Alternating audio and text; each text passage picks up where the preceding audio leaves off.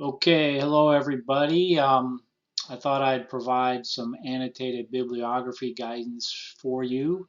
I'm still not from the government, but I am still here to help. So what I thought I'd do is walk you through the assignment and point out all the important features. And if you have any questions, please reach out to me.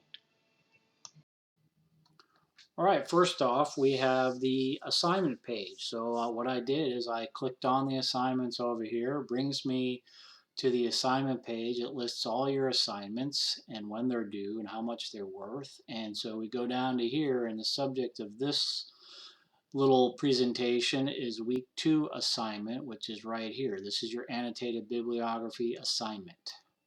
Click on that, and here we are.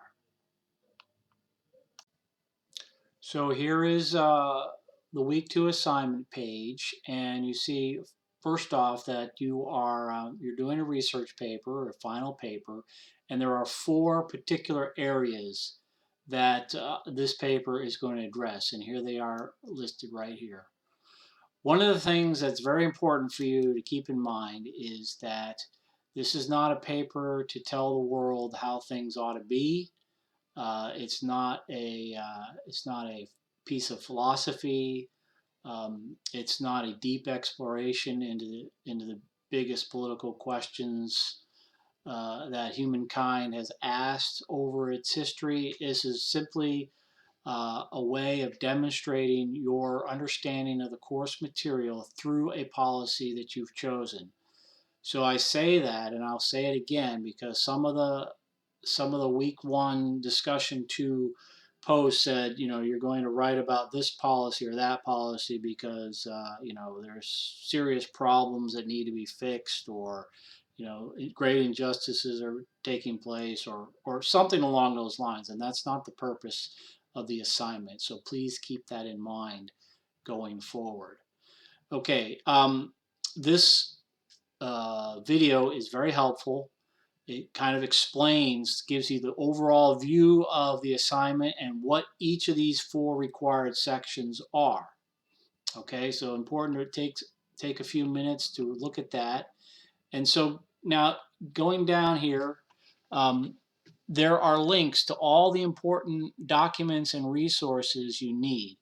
First off, the library has put together a PAL 201 assignment guide. So that takes you, um, excuse me, that's a Word file that takes you to the written assignment guide of to how this assignment is all built and put together. The second one is the template of the paper that you're going to submit. Okay, it's all pre-formatted. It's in the form and the organization of the way your paper should be submitted. So you don't have to worry about formatting your paper.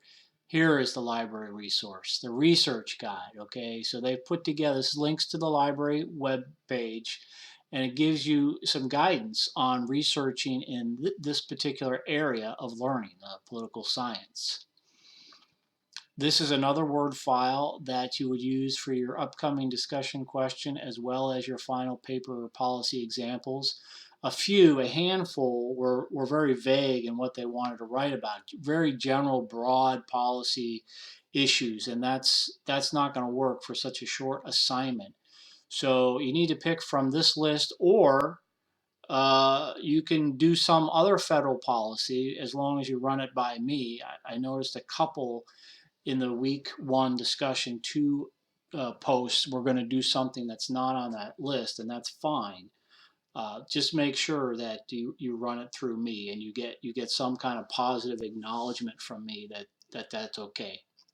Okay, so selecting your policy is the first step, and then what we have done here is here's another Word file, I believe, to show you this is what we're doing this week. You're going to identify quality sources for your paper, 4 sources, right, that you intend to utilize support your final paper.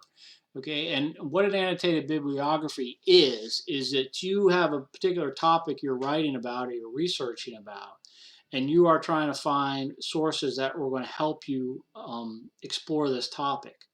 And so not only do you identify a particular source, you explain in a paragraph here why this source is going to help you. You know, what the source discusses and how it links to your final paper topic. So that's very important.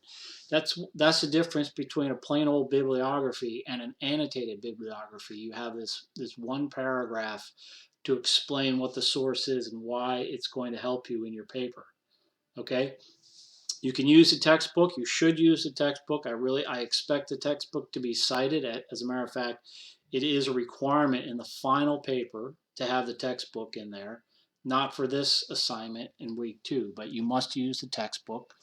Okay, and as you go through the scaffolding of the final paper assignment, the various assignments you're going to do in the next 2 or 3 weeks, you're going to be adding sources to your initial work here.